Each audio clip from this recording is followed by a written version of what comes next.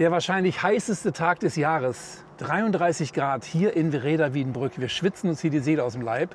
Aber was noch viel heißer ist, ist das Fahrzeug, was wir euch heute zeigen dürfen. Nämlich ganz exklusiv. Wir haben eine Einladung von Ford bekommen.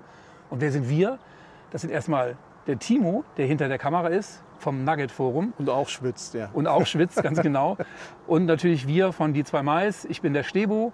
Und wir dürfen euch heute exklusiv auf Einladung von Ford schon vor dem Caravansalon ein Fahrzeug präsentieren, ja, auf das viele von euch gewartet haben. Und ihr werdet wahrscheinlich gleich staunen, wie gut es geworden ist. Wir sind jetzt hier schon ungefähr eine Stunde rumgelaufen, haben uns viele Sachen angeschaut und sind eigentlich ziemlich begeistert. Ja. Und ja, ich würde sagen, wir gehen jetzt einmal so ganz leicht ums Auto rum. Und der Timo, der zeigt erstmal diese tolle Farbe hier. Digital da sehen wir oben schon Blue was. Heißt es, glaube ich, ne? Digital Blue Metallic. Ach, Blue. Wir werden es mal unten einblenden. Das blenden wir unten ein. Das ist die eine Farbe sehr schöne Farbe. Ja. Die Farbe ist wirklich super. Die haben wir auf dem Nugget Festival in Gedern schon gesehen tatsächlich. Und eine richtig knallige Farbe. Das heißt also, das ist das frühere Orange, Hokkaido Orange ist jetzt dieses Blau. Ne? Genau. Und dann haben wir im hinteren Bereich natürlich ganz normal die Heckklappe. Ihr seht schon, wir haben hier einen großen Schrankbereich, denn wir haben hier nämlich den L2, dazu gleich noch mehr. Ich mache mal die Klappe zu. Guck mal, jetzt sehen wir hinten schon die Kante. Ich komme wir mal haben den noch neuen Nugget und wir sehen schon das Objekt der Begierde, nämlich der neue Ford Nugget mit Hochdach. Yay! Das haben wir uns ganz lange gewünscht, seit 2023, als der Nugget V710 oder auf dem Transit Custom V710 vorgestellt wurde.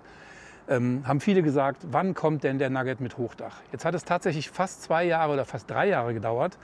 Und jetzt ist er endlich da, hier in einem ganz tollen Design. Wir schauen uns gleich von innen an, was sich innen alles verändert hat. Aber dieses Fahrzeug ist wirklich 1A.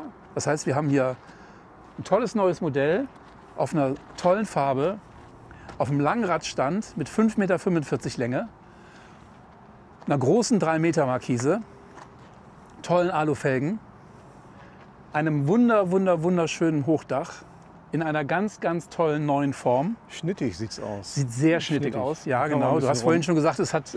Guck mal, die Kerbe ist größer geworden. Die Kerbe ist größer geworden hinten, das gucken wir uns gleich an. Die Nase vorne ist etwas dezenter tatsächlich mal, als beim vorherigen Modell. Ja. Das sieht wirklich total klasse aus. Und ja, von vorne kennen wir die Form.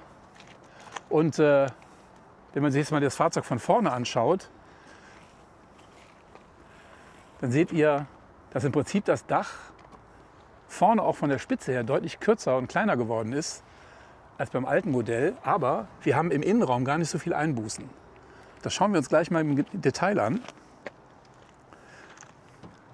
Und wenn euch das interessiert, dann bleibt ihr beim Video dabei. Drückt einmal den Like-Button für uns, für den Algorithmus. Und natürlich, wenn ihr das noch nicht gemacht habt, gerne auch ein Abo dalassen auf unserem Kanal. Und wenn ihr noch keine Nugget Forum Mitglieder seid, auch gerne mal auf www.nuggetforum.de gehen, euch dort anmelden. Und dort kriegt ihr alle Informationen über alle Nuggets aus allen Generationen. Wenn euch irgendwas kaputt geht, kriegt ihr Reparaturanleitungen. Und das Nugget Forum ist einfach super dafür. Und los geht's nach dem Intro. Dieses Video ist in Kooperation mit dem Nugget Forum entstanden. Wir waren auf Einladung von Ford Deutschland bei Westfalia in Rheda-Wiedenbrück. Unsere Berichterstattung in diesem Video ist frei von Beeinflussung durch Ford Deutschland oder Westfalia und spiegelt ausschließlich unsere persönliche Meinung wider.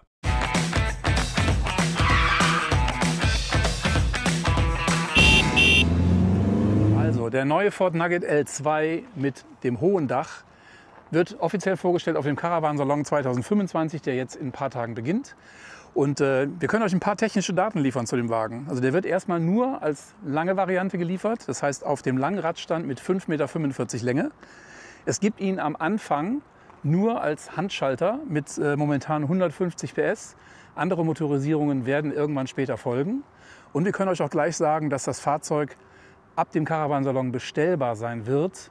Allerdings ausgeliefert bzw. angeliefert zu Westfalia zum Umbau wird es im nächsten Jahr im Mai.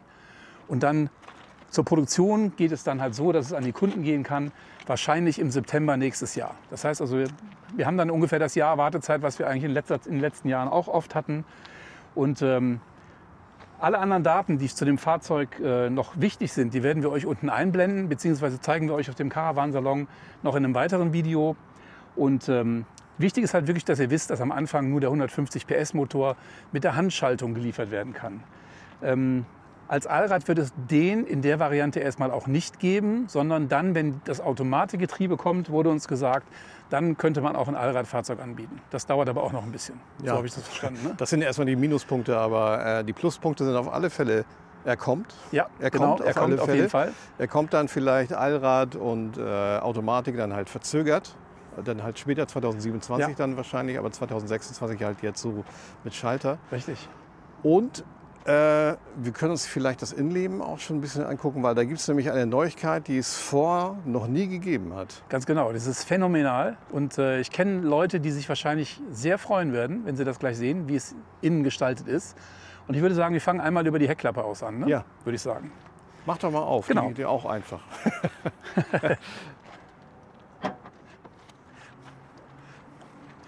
was So, haben wir wie hier? vorhin schon gesagt, das Fahrzeug ist jetzt hier in der Ausführung in dem langen Radstand momentan mit dem großen Schrankraum. Das heißt, den L2 gibt es ja grundsätzlich in zwei Varianten. Einmal hier mit dem mit dem großen Schrank oder halt mit einer Toilette, mit einer festen Banktoilette. Den Hochdach-Nugget wird es auch in beiden Varianten geben. Wir haben jetzt hier einen seriennahen Prototypen. Der ist jetzt hier halt ausgebaut mit dem großen Schrank. Das heißt, wir haben jetzt hier die maximale Kapazität an Stauraum. Und verfügbar wird das Fahrzeug aber auch sein mit der Banktoilette bzw. der Drehtoilette und einem etwas veränderten Schrank hier im hinteren Bereich. Genau, und Active und Titanium, ne? Also Active und einmal Titanium, in ganz beige genau, und richtig. einmal in Anthrazit. Ja, genau. Das heißt also, wir haben jetzt im unteren Bereich, hier sieht eigentlich alles genauso aus wie beim Aufstelldach L2 Ford Nugget. Das, was jetzt interessant wird, ist natürlich der Stauraum, der sich hier oben drüber befindet. Und dann würde ich sagen, gehen wir jetzt mal ganz kurz ins Auto rein. Da filmen wir mal rein jetzt. Da filmen wir jetzt mal rein. Ne? Ja, sehr viel Stauraum bietet der neue Ford Nugget L2 mit Hochdach. Das heißt, wir haben jetzt hier unten die normalen Schränke, die ihr aus dem Aufstelldach Nugget schon kennt. Aber wenn der Timo jetzt mal nach oben schwenkt, dann seht ihr natürlich aufgrund des Hochdaches, gibt es hier noch ein paar weitere Schränke, nämlich zwei große zusätzliche Staufächer, die sich hier im oberen Bereich des Daches befinden. Und auf der anderen Seite, über der Küche, Guck mal, hier sieht man schon das Bett. Wieso hat das einen Knick? das gucken wir uns gleich an. Wieso hat das 4? So ein Knick in der Optik. Hier oben befinden sich halt auch nochmal zwei große Schränke. Da schauen wir gleich nochmal im Detail rein. Und sonst hier im unteren Bereich hat sich also im Gegensatz zu dem Aufstelldach Nugget nicht viel verändert. Und jetzt würde ich sagen, kommt der Timo auch mal hier rein. Stebo, ich komme mal von der Seite rein Jawohl. und stehe. Ich bin 1,80 Meter, habe hier noch Gefühl, sage ich mal, 10 cm. Ich glaube, 1,90 Meter ist das hier, hat man Platz. Und jetzt ist hier das Bett, das ist komplett neu. Das haben wir so in keinem Hochdach-Nugget gehabt. Also hier sind Gasdruckfedern, 4 Stück, nicht 4 2. Stück sogar, ja. Beim Aufstelldach haben wir 2, hier sind 4. Und das hat den folgenden Vorteil, dass wir das Bett jetzt nicht in irgendeiner Form klappen müssen, wie es ja bisher so der Fall gewesen ist. Also wir haben halt Bettwäsche gehabt, die musste nach hinten geschoben werden. Da musste alles geklappt werden und zurückgeschoben werden. Denn die Matratze musste auch zurück und geklappt werden. Das fällt alles weg. Das fällt jetzt alles weg, weil... Kannst du mich mit da hinten nehmen? Ich glaube Guck schon, mal, ja. das ist jetzt im Prototyp noch nicht hundertprozentig austariert mit den Federn. Das kommt in der Serie dann... So, und jetzt haben wir ein Bett, das ist 2,5 Meter lang, 1,30 Meter breit bis hier. Genau, Und da haben wir wir werden gerade das nochmal noch richtig, ausmessen, wirklich nochmal nachgefragt. Also die Matratze ist wirklich 1,30 Meter breit Genau. und 2,5 Meter lang. Das heißt also, ihr könnt sehen, da hinten, ich versuche das mal ein bisschen drauf zu kriegen, da haben wir noch eine Fläche, wo halt dieses kleine Das Gitternetz sind mindestens sozusagen noch ist. 20, 30 Zentimeter. Ne? Da hinten kann man dann die Bettwäsche verschauen, Ja. wenn man das Bett nach oben klappt. Oder wenn man länger ist, dann noch eine längere Matratze. Oder wie eine auch längere immer, Matratze ne? reinlegt, genau. Genau. Und man kann hier natürlich auch das Bett hochklappen und auch natürlich, während das Bett runtergeklappt ist, auch weiterhin kochen. Ja. Und hier, guck mal, hier auf der Seite gibt es lange Ablagefächer. Die sind wirklich sehr breit. Wir werden gleich noch mal mit dem Laser das noch mal ausmessen kurz. Die sind von uns bemerkt so ein bisschen sehr hoch, also dass man hier rankommt. Irgendwie da, das war von uns jetzt ein Hinweis, dass es vielleicht in der Serie das noch geändert werden könnte, eventuell.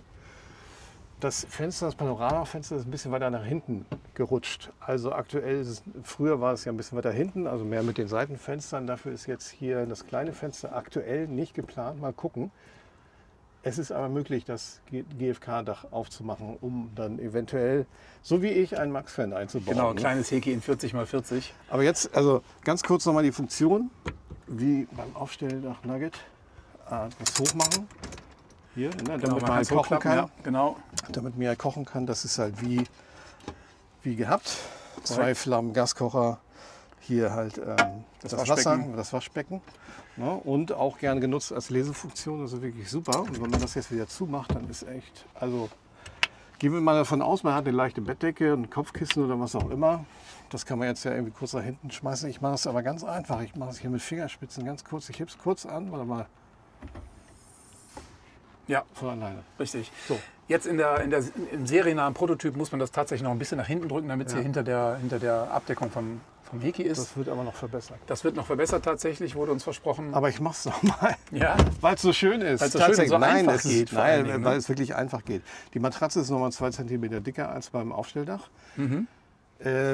Ich glaube, zum alten Nugget haben wir sogar noch 2,5 cm mehr Kopffreiheit, sodass man hier sogar noch mit dem Topper arbeiten kann. Ja. Denke ich mal. Und jetzt, Ja, guck mal die hier Frage ist natürlich, wie dann der Topper halt von der Auflagefläche von der Höhe her ist, wenn man das Bett nach oben klappt. Ne? Ja, muss man halt natürlich ein bisschen schauen. Ne? Ja, aber das ist ja, guck mal hier, guck mal. Das ist die Kraft der 4 Federn hier. Ne? Die Kraft der 4 Federn. Die Kraft der 4 Federn. Genau, man kann sicherlich auch dann, wenn man noch ein bisschen mehr Bettbreite hat, hier in diesen Ablagefächern an der Seite sich vielleicht noch irgendein Schaumstoffpolster noch reinlegen, dass man vielleicht noch nach links und rechts vielleicht noch mal ein paar Zentimeter mehr hat. Das wird sicherlich der ein oder andere sich überlegen. Aber selbst wenn du hier einen Topper drauf hast oder irgendwas, dann kommst du ja immer noch auf die Höhe oder wie auch immer. Ja. Also da hast du immer noch die Kopffreiheit. Und das geht auch wirklich super einfach. Für Leute mit wenig Kraft oder die kleiner sind oder was auch immer, ist das also, das ist ja wirklich ohne Probleme. Nochmal, ja. weil es so schön ist nochmal. Tatsächlich. So, jetzt ist aber gut. Aber was da ganz wichtig ist, hat Timo ja gerade schon gezeigt, das heißt die Kopffreiheit, die Stehhöhe, die man hier wirklich hat. Ja. Es sind, wenn ich reingehe, ich bin ein bisschen größer als du und uns wurde vorhin gesagt, es sind 1,95 Meter Stehhöhe in dem Bereich, wo der Timo jetzt steht. Ja, ich bin 1,80 ne? Ja. Eine andere wichtige Information ist, der Wagen ist 5 cm niedriger als der alte Nugget mit Hochdach. Ja. 2,80 Meter anstatt 2,85 Meter. Das macht natürlich auch viel aus. Und die Bettlänge ist dafür allerdings ein bisschen kürzer, haben wir ja gerade schon gesagt. Ne? 2,20 Meter im alten Hochdach, ungefähr 2,20 Meter und jetzt 2,5 Meter. Ja, aber wir haben 2,5 Meter, da ist jetzt ein Auffangnetz, das kann man ja theoretisch wegnehmen und dann könnte man ja noch was machen. Also die Länge ist ja fast schon eigentlich mehr als das, was wir haben. Wir machen nachher noch mal schöne Fotos von der Nase, das konnten wir jetzt eben schlecht filmen und messen das auch noch mal aus von der Seite. Ja. Gefühlt ist es aber so, dass jetzt zu meinem Plus jetzt die Schränke sich eigentlich unwesentlich verändert haben. Ich glaube, der Schrank ist ein bisschen schmaler geworden, vielleicht, aber jetzt da, wo du stehst, der Platz ist gleich. Ne? Wir können ja mal, in die Schränke reingucken. Nimm du mal die Kamera wieder. Ich nehme mal die Kamera. Ja, dann werfen wir mal ganz kurz einen Blick in die Schränke. Also die Oberschränke hier, die bieten natürlich jetzt deutlich mehr Stauraum als im Aufstelldach, ganz klar. Hier fehlen jetzt noch Regalbretter. Eins ist dabei. Ein zweites kann man wahrscheinlich optional dann noch bestellen, vermute ich mal. Oder man baut es halt selber. Da sind noch Punkte, ne? Dass da noch ein Brett reingeht. Ne? Genau, hier sind noch Punkte drin, ganz genau. Hier ist allerdings auch auf der einen Seite ist noch ein Teil, was die Stromversorgung angeht, hier für die Schwanenhalslampe. Das heißt, hier haben wir ein bisschen, da haben wir tatsächlich noch ein bisschen Fläche, die wir nicht nutzen können. Ja, aber allerdings bekommt man da auf jeden Fall noch ein zweites Brett rein. Ja, aber auf alle Fälle ist es schön abgedeckt. Ne? Ja, also das richtig, ist nicht so der Fall. Was ich allerdings aktuell nicht so schön finde, ist halt diese Kante hier vorne. Da müsste man schauen, ob man das noch irgendwie aufdoppelt, um hier vielleicht auch noch ein Brett reinzumachen, dass man hier auch plan irgendwas hinstellen kann. Gerade jetzt vielleicht einen großen Teller oder halt Geschirr, Töpfe, wie auch immer, sofern man die nicht woanders unterbringt. Das zweite Fach hier vorne ist auch groß in meinen Augen. Ja, okay. Es ist kleiner als das andere Fach im alten Nugget. Ich versuche mal, ja. Also ist etwas kleiner als im alten Hochdach-Nugget. Ich glaube, von den Dimensionen ist das eigentlich, hat er doch gesagt, irgendwie, ne? Von der Literzahl ist es fast gleich, fast identisch. Ne? Und dann haben wir die beiden Schränke auf der Seite der Küche. Die sind einfach technisch bedingt ein bisschen schmaler als im alten Modell. Wie gesagt, seriennaher Prototyp. Es kann sein, dass sich hier noch irgendwas verändert. Hier sind noch Schrauben zu sehen, die vielleicht dann auch irgendwann noch abgedeckt werden, ganz klar. Aber im Großen und Ganzen haben wir hier auf jeden Fall natürlich deutlich mehr Stauraum als im alten Modell, im Aufstelldach. Hier sehe ich schon mal eine Küchenrolle. Deine Küchenrolle? Die kommt hier ran. Die kommt da ran? Die kommt da ran. Okay. Guck mal, das ist so eine super Küchenzeile jetzt. Guck mal, das ist doch hier eine schöne durchgängige Küchenzeile. Oben hast du dann alles dran. Ja. Vielleicht kann man auch ein Gewürzregal dran machen oder Küchenrolle, Wahrscheinlich, wie ja, gesagt, wahrscheinlich. oder hier noch irgendwie. Da hat ja jeder so seine Fantasie und da ist auch viel Raum für Fantasie. Ja. Aber auf alle Fälle ist es jetzt wirklich so, dass man hier eine Küchenzeile hat, durchgängig. Ja, korrekt. Ich gehe noch mal einmal auf die Seite. Ja. Das Fenster im Dach hinten, im hinteren Bereich, ist wie beim aktuellen Modell auch optional. Das heißt, das muss also extra bestellt werden. Was noch verändert wird, ist dieser Bereich hier hinten mit der Ablage. Das heißt, dadurch, dass die Wulst ja an dem Dach außen deutlich größer ist, hat man natürlich auch hier eine deutlich größere Wulst. Ja. Aktuell ist es so, dass hier also ein ganz normales Netz ist, wo man halt Sachen noch reinbauen kann.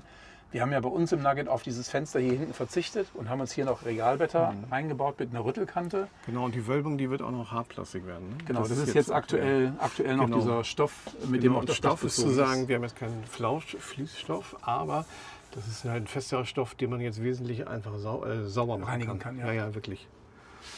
Absolut. Also mir gefällt das Raumgefühl natürlich jetzt super hier. Also es ist im Gegensatz zum Aufstelldach von der Höhe, wenn das Dach natürlich aufgestellt ist, identisch. Also ich fühle mich hier wirklich überhaupt nicht eingeengt.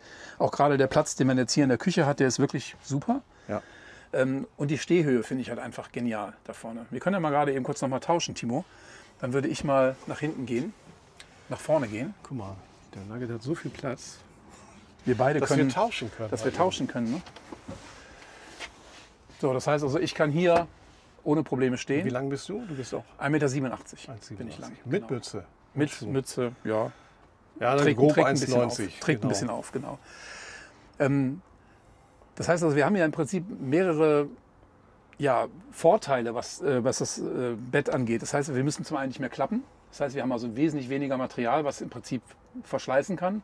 Wir haben ja oft das Problem, dass die Schließer an den Seiten der Klappen von dem Bett irgendwie auch klappern. Ne? Das heißt also, das muss immer wieder mal bearbeitet werden. Die Führungsschienen sind auch nicht Die Führungsschienen sind auch das unproblematisch. Problem. Da sammelt sich Dreck drin. Die Rollen, die da dran laufen in den Führungsschienen, die gehen auch manchmal kaputt. Haben wir auch schon gehabt. Dann fällt das Bett aus der Führung raus. Das fällt jetzt hier alles weg durch diese 4 Federbeine, die wir jetzt hier links und rechts haben. Das Bett hält hier oben fest, bombenfest. Das ist wirklich super. Absolut genial. Das Einzige, was es für mich ein Nachteil wäre, ist, dass man das Bettzeug jetzt nicht mehr so oben drauf liegen lassen kann wie jetzt. Man muss es halt im vorderen Bereich ein bisschen hier oberhalb des Du kannst Führerhauses eine dünne verstauen. Bettdecke, also das Kopfkissen, muss man gucken, ist halt die Frage, wie hoch muss es denn für dich sein? Weil du kannst ja auch jetzt ein dickes Kissen auch liegen lassen. Dann geht es halt zwar nicht ganz so nach oben und nicht ganz weit so nach vorne, aber muss es das halt auch immer. Ne? Muss es das sein. Gut, wenn du natürlich jetzt noch größer bist als ich, dann würde ich wahrscheinlich sagen, ich brauche einen Wahrscheinlich. Zentimeter. Ne? Ja. Wenn du jetzt natürlich kleiner bist, vielleicht nur 1,70 oder 1,80, so wie du jetzt, oder du bist 1,80 hast du gesagt, ne? Ja. Dann wäre das wahrscheinlich sicherlich kein Problem. Man muss halt sonst einfach, wir können das auch noch mal gerade kurz zeigen, ich kann das Bett ja auch mal runterziehen, ich habe das noch gar nicht gemacht. Ja. Ist jetzt noch da ein bisschen hakelig. Wie gesagt, wird das noch Genau. angepasst, noch mal ein bisschen das Feintuning. Aber die Federung, die Federbeine die haben schon ordentlich Power, finde ich. Ne? Also, absolut. genau. Also wie gesagt, da hinten im Bereich gibt es die Möglichkeit, dann Bettzeug zu lagern. Das heißt also, man liegt nicht mehr mit den Füßen bis nach ganz hinten. Ich krabbel gleich mal nach hinten rein, dann können wir das mal filmen. Was natürlich genauso ist wie im Aufstelldach-Nugget ist, wir haben im vorderen Bereich die Tellerfedern. Die sind natürlich auch wieder... Die sind schön schwer. groß, ne? Ja. Und im hinteren Bereich, im Fußbereich, so ungefähr die letzten 30 cm gibt es dann keine Tellerfedern mehr. Das ist genau wie im Aufstelldach-Nugget. Ich habe, wie gesagt, noch nie im Aufstelldach-Nugget geschlafen. Ich weiß nicht, ob mir das irgendwie... Ja, Ich will mich auch kurz noch mal reinlegen. ja, Noch ob mal mich das Probe stören liegen. würde tatsächlich. Das Ja. müsste man wirklich ausprobieren. Aber mir war es halt einfach wichtig, dass man hier nicht weniger oder nicht viel weniger Bettbreite hat als im alten Hochdach-Nugget. Ja. Ja. Wir haben jetzt hier 1,30 Meter. Im alten Hochdach-Nugget hatten wir 1,38 jetzt. Also von daher, die 8 cm kann man irgendwie Aber wir haben wesentlich mehr Platz an den Seiten jetzt. Also das kommt mir wesentlich mehr vor. Ja. Da müssen wir echt mal nachmachen. Also wir holen gleich nochmal den Also ich Lasermesser und bin messen nochmal nach. gespannt, weil also das Hochdach hatte ja immer die Platten gehabt und dadurch war das Bett ja eigentlich komfortabler als beim Aufstelldach. Ne? Ja. Also wir kennen ja auch die Henkers-Leute, Ja, die ja auch gerade wegen der Bettthematik auch Umgestiegen sind. Und Genau, jetzt genau, will ich ne? das mal testen, ob wegen dicker Matratze und anderem Tellersystem jetzt hier und ob das stabiler ist als ja. So, das testen wir gleich Dann mal. würde ich mal sagen, machen wir gerade mal ganz kurz einen Cut und dann ziehe ich meine Schuhe mal aus und dann kletter ich mal nach oben. Wir sehen Stebo. Stebo, wie er im Bett liegt. Also ich liege jetzt mal hier auf der Seite. Ich muss sagen, also ich bin jetzt mit dem Kopf, so wie ich auch bei uns im aktuellen Nugget liege, eigentlich immer relativ nah an der Kante. Ich stelle mir jetzt vor, ich hätte jetzt hier ein Kopfkissen und komme mit den Füßen nicht hinten ans Ende dran. Ich komme auch nicht an das, Ist ja wahnsinnig an das viel Platz Netz da vorne hinten. dran. Das ist riesig Platz da hinten. Das ist unglaublich. Rutschen wir noch mal ein Stück nach hinten, oder? Also die was mir- Fußfreiheit, Beinfreiheit, Fußfreiheit. Ja, ist hier natürlich geht die Nase Ja, natürlich jetzt irgendwann runter. Hier wird kommst es du ein bisschen weniger tatsächlich. Aber was wirklich bedeutend größer ist, ist der Abstand hier zum Dach nach oben. Ja, das scheint echt größer. Ne? Das ist wirklich unglaublich. Naja, du hast ja hier nach unten hin, da ist er ja tiefer hier, ne? Da hast du ja weniger Platz. Also hier, dieser Bereich von hier bis nach unten zur Decke, der ist ja 7 cm weniger. Ne? Und da das Auto jetzt ja 2 cm niedriger ist, haben wir ja diese 5 cm. Also er ist ja nicht mehr 2,85, sondern 2,80. Dann genau, haben wir, ja. wenn die 7, dann haben wir da rechnerisch 2. Wenn die Hitze mir jetzt keinen Streich spielt, dann sind es diese 2,5 cm, die einfach auch mehr Platz Einfach haben. mehr Platz hast, ne? Ja, genau. Ja, genau. Im hinteren Bereich ist tatsächlich keine Tellerfedern, aber die Matratze ist relativ dick. Das heißt also hier, das ist für den Fußbereich, glaube ich, relativ komfortabel. Also ich glaube wirklich. für, ja, warte das mal, Moment. Für für diejenigen, die vielleicht gerne in der Nase schlafen, gibt es ja auch tatsächlich, kenne ich ja sogar jemanden, die müssen dann überlegen, ob das noch funktioniert. Weil, wie gesagt, dort hat man dann im Schulterbereich keine Tellerfedern. Ja, aber das ist ein Kissen, ne? Also Ja, da ist gut, es ja aber fast ich- schon von der Logik her, naja, okay, wenn die Schulter jetzt da, also das muss man gucken. Ist vielleicht tatsächlich. Psychologie, aber ich Probe würde das liegen, wahrscheinlich, Probe ich liegen. würde das wahrscheinlich merken. Vor dem Kaufen Probe liegen. Genau. Also was mir jetzt aber noch aufgefallen ist, einfach so, das ist jetzt 6 cm, kauft ihr doch 10 cm oder so und schneid da eine Kerbe rein oder irgendwie auch immer, Ja. dann kannst du es ja auch fast ganz hoch machen. Ja, ja, Also genau, wenn ich genau, 1,70 bin oder so, dann interessiert mich die Kopffreiheit da Stimmt, nicht. ja. Beinfreiheit. Beinfreiheit. Die Hitze. Die 36 Hitze, ja, 36 Grad. Okay, was wir hier haben jetzt hier ein anderes Fenster drin. Es ist kein Fenster mehr von MPK, sondern ich sehe gerade, es ist ein Dometic-Fenster. Ja. Das heißt, hier haben wir jetzt den Aber zum anderen Glück nicht mit Kurbel, sondern mit einem Hebel, ganz genau. Das heißt, wir können das hier jetzt auch vermutlich mal in 2 Stufen arretieren. Genau, das Ne? ist, 2, 3 Stufen. Wo ist Das es sind denn? Das sind diese 2 Stufen. Da ist es, genau. Da kann man das jetzt rein arretieren zum Offenlassen. Dann die nächste Stufe wäre diese hier. Muss ich sagen, dass das MPK mir jetzt, naja, es sind Gut. zwei Und es gibt natürlich eine Verdunklung. genau, ganz die klar. funktioniert aber auch besser als beim alten Dometic. Und es Auch gibt ganz auf klar. der anderen Seite auch ein Fliegenmesh. Führung Von daher wesentlich eigentlich besser. ähnlich wie beim alten Modell. Ich finde diesen Hebel, da gut, kann man sich dran gewöhnen, ist sicherlich ein bisschen weniger anfällig gegen irgendwelche Beschädigungen als es die Kurbel. Ja, Im Großen und Ganzen ja. sollte das aber klappen. Ne? Also ich habe ja jetzt beide Systeme, einmal mit Kurbel, habe ich jetzt ausgetauscht gegen dieses Schiebesystem. Und ich Ja. muss sagen, das Schiebesystem hier, das ist wesentlich besser. Ja. Die Seitenfenster sind genauso wie im alten Nugget, gleiche Größe. Was wir hier jetzt haben, sind halt die etwas moderneren Schwanenhalslampen. Das sind auch die wir halt im Aufstelldach-Nugget haben. Und hier auch mit einem USB-C-Anschluss. Kann das sein, dass ich hier schneller an meine Snackbar rankomme nachts? Stebo? Hast du eine Snackbar im Nugget? Nein, habe ich nicht. Hast du Natürlich nicht? Nein, Natürlich nicht, nein, natürlich wieso? nicht. Warum? Aber das ist ja dichter dran hier jetzt. Ne? Das ist dichter dran, ja. Was auch dichter dran ist, was eine tolle Lösung ist, dass es hier oben am Bett jetzt auch einen Lichtschalter gibt. Haben wir den schon? Den haben wir noch nicht gezeigt. Schau mal, hier vorne in der Ecke. Das ist praktisch eine Serienschaltung mit dem Schalter, den man vorne an der Schiebetür hat. Ist der Das gleiche, heißt, ich ne? kann hier den Lichtschalter betätigen, das Licht ausschalten. Ich kann die Nachtfunktion und hier einschalten. ist die LED-Leiste hier. Ganz genau. Und ich kann natürlich auch die Helligkeit verändern. Ist auf beiden Seiten, ne? Aber Jawohl. auf beiden Seiten eine LED-Leiste. Ja, und natürlich die Schwanenhalslampe. Ne? Ja, beiden Seiten. Das mit finde ich schon mal richtig schön. USB-C. Und ich möchte jetzt noch mal einmal kurz gucken, wenn ich mich jetzt einfach mal so hinfläze hier. Ich bin ja Seitenschläfer und ich liege tatsächlich bei uns im Nugget ganz oft an der Wand. Ups, Schwanhals. das war jetzt schon die Schwanhalslampe, genau. Das würde hier tatsächlich auch ziemlich gut gehen, obwohl das ist so, ja, durch dieses Regal oder durch diese Kante hier vorne kommst du an natürlich die ein Kante bisschen, ran, oder? bisschen, ja. Kommst du ran an die Kante, ne? Ich komme an die Kante, ja genau. Nächste. Die müsste tatsächlich vielleicht einen Zentimeter niedriger sein oder die Matratze etwas dicker. Ja. Aber man kann trotzdem hier ziemlich gut liegen an der Seite. Und also ich finde, so rein gefühltmäßig ist das nicht viel weniger Platz als im alten Hochdach. Sag mal, da kannst du doch eigentlich das, Ja, was? können wir das eigentlich wegmachen. Du machst hier eine 1,40er Matratze hier rein. Und naja, mal gucken. Mal sehen. Also dieser Klappmechanismus ist wirklich grandios. Jetzt können wir euch noch mal die Nase, diese wirklich formschöne Nase mal so ein bisschen im Detail zeigen. Die ist wirklich sehr dezent. Also im Vergleich zu dem alten V362er Modell ist das wirklich eine sehr dezente Nase. Wir haben jetzt hier auch an der Seite eine kleine Sicke tatsächlich drin. Die macht das Ganze wirklich deutlich schlanker und es sieht einfach schick aus, finde ich. Mal gucken, ob man das erkennt. Vielleicht ziehe ich das nochmal auf. Ja, genau. Und der vordere Bereich hier oben ist es auch etwas flacher geworden. Das heißt, das kann man also auch sehen, das ist auch windschnittiger. Das heißt, also das Fahrzeug muss ja auch dementsprechend den strengen Anforderungen der Euronorm entsprechen. Und ich würde mal davon fast ausgehen, dass der Wagen, also in der Konstellation, wie er jetzt ist, sicherlich ein bisschen weniger an Diesel verbraucht als das alte Modell vorher als Hochdach. Kann ich mir gut vorstellen. Und genau, eine Sache, die mir noch aufgefallen ist, die wirklich total schön ist, dass wir hier jetzt, wenn der Timo mal ein bisschen näher hier rankommt, dass wir hier wie im Aufstelldach auch eine Kederschiene an der Seite haben. Das heißt also, diese Schiene bleibt auch hier in der Serie drin. Und kannst du hier nochmal sagen, hier dieses U-Profil, das ist nämlich jetzt auch neu.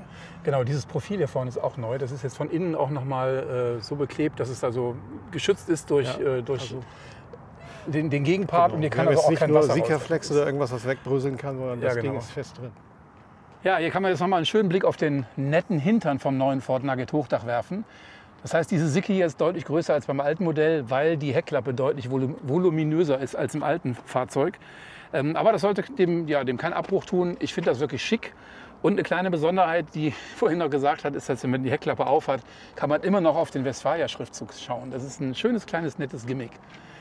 Genau, von den Außen sieht man noch mal das kleine Heki im hinteren Bereich. Das kann man noch mal schauen. Und ja, das ist erstmal, würde ich sagen, der schnelle Blick auf den neuen Ford Nugget Hochdach, der jetzt auf dem Caravansalon in Düsseldorf in Kürze, in 14 Tagen, vorgestellt wird. Und ich würde sagen, Timo und ich, wir sind ja auch auf der Messe vertreten wieder. Ja. Am ersten Wochenende bin ich auf jeden Fall auch dabei. Und wir werden sicherlich noch das eine oder andere Detail auf der Messe uns anschauen und euch darüber noch ein Video bringen. Und vielleicht gibt es noch ein paar mehr technische Daten. Vielleicht gibt es auch schon den ersten Preis, für das Modell dann letztendlich angeboten wird. Da können wir euch jetzt zum heutigen Zeitpunkt noch nichts zu sagen.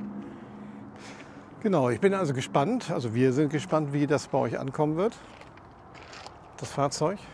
Genau, dann geht du auch mal gerade. Ich auch noch mal. Verschwitzt wie ich bin. 36 Grad. 36 Grad, ne? Ja. Hör auf zu heulen jetzt. Chantalle. Nee, nein. Also mir hat er jetzt auf den ersten Blick wirklich sehr gut gefallen. Auf den ersten Blick ist es natürlich erstmal fremd, weil man das nicht gewohnt ist. Andere Formen, andere Linien und all sowas. Aber jetzt insgesamt, wo ich den jetzt gesehen habe, gefällt er mir wirklich richtig, richtig gut. Die Kerbe ist groß, wirklich sehr groß, aber wir haben den Platz. Also wir haben Stauraum, wir haben Platz. Die Linie hört auf hier mit der und ist nicht nach vorne wie beim alten Nugget. Ja, genau. Also das ist optisch schon wirklich super gefällig. Alles, das ist wirklich schon sehr gut gemacht. Das macht einen sehr guten, soliden Eindruck von der Verarbeitung von der her. Langlebigkeit von allem. Also top. Ja, super. Alles klar. Wir freuen uns auf die Messe. Dann würde ich sagen, Timo, mein Lieber, vielen Dank, dass du heute mit dabei warst hier bei Ford. Wir haben uns wirklich für euch ins Zeug gelegt. Ihr seht, wie wir schwitzen. Wir stehen hier gestern bin ich 13.300 Kilometer. 1300 Kilometer direkt von der Fähre Italien, Schweiz, Österreich, Deutschland. Genau, nur für euch dann heute mit mir zusammen nach Reda Wiedenbrück zur Westfalia gefahren. Wir sagen nochmal vielen, vielen Dank an Ford für die Einladung, für das Vertrauen, für unseren Kanal. Unbedingt. Und auch an Westfalia. Und wie gesagt, lasst einen Daumen da für das Video, abonniert unseren Kanal, geht ins Nugget Forum und ich hoffe, wir sehen uns auf der Messe, auf dem Caravansalon 2025 in Düsseldorf. Ja. Timo ist da im Auftrag von Ford und MGS wahrscheinlich. Ja, höchstwahrscheinlich. Ja, an den Wochenenden werde ich da wahrscheinlich sein. Ja. Und ich bin das erste Wochenende auch auf dem Caravansalon. Das heißt, wenn ihr dieses Video seht, am Donnerstag vor der Messe um 17 Uhr dürfen wir das veröffentlichen. Und dann würde ich sagen, hoffe ich mal, dass ihr alle auf der Messe euch das neue Fahrzeug anschaut und genauso begeistert seid wie wir. Genau, wir sind sehr auf eure Kommentare gespannt. Genau. Und wir sagen bis dahin, tschüss. Alles klar. Tschüss. Danke. Ciao. Danke, Stevo. Tschüss. Tschüss. Ich steig mal ein, ich fahr los. Steig mal ein, fahr los. Ja.